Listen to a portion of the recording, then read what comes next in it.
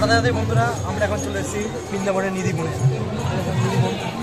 এখানে তুলসী গাছগুলো, এখানকার তুলসী গাছগুলো দেখুন এত বড় বড়। রাধে রাধে রাধে রাধে বন্ধুরা, নিধিবনে এবার দেখুন সব।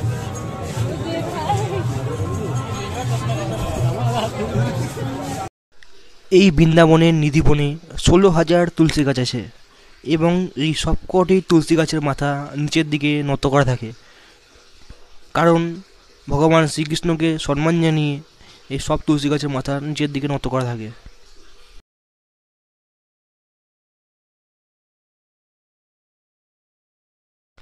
এই তুলসী গাছগুলো সবকটি ভগবান শ্রীকৃষ্ণের এক একটা সখী।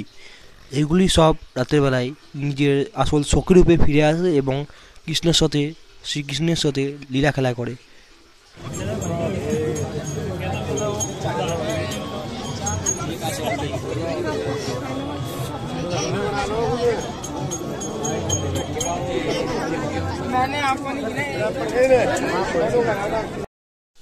রাতের বেলায় এই গাছগুলি নিজেদের আসল রূপে ফিরে আসে সখী রূপে এবং শ্রীকৃষ্ণের সাথে লীলা খেলা করে। সেই দৃশ্য কাউকে দেখতে দেওয়া হয় না। এর আগে যারা সেই দৃশ্য দেখেছে তারা কেউ কেউ উন্মাদ হয়ে গেছে, কেউ কেউ মরে গেছে, নিজেদের স্বাভাবিক অবস্থায় ফিরে আসতে পারেনি তারা।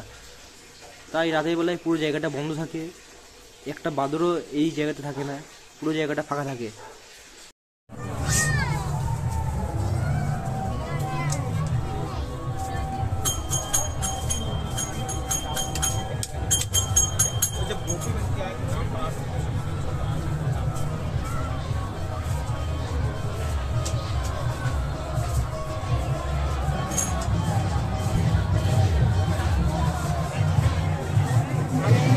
এই জায়গাটির নাম হচ্ছে রাসমণ্ডল।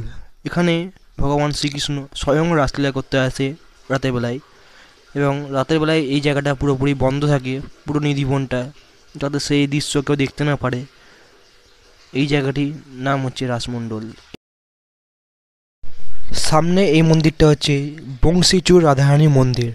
এখানে মোবাইল অ্যালাউ নাই, তাই আপনাদেরকে পুরো ভিডিওটা দেখাতে পারলাম না। আমাদের ভিডিওটি ভালো লাগলে লাইক, কমেন্ট এবং শেয়ার করবেন এবং চ্যানেলে নতুন হলে চ্যানেলটি সাবস্ক্রাইব করে রাখবেন, যাতে আরও নতুন নতুন ভিডিও আপনারা দেখতে পারেন।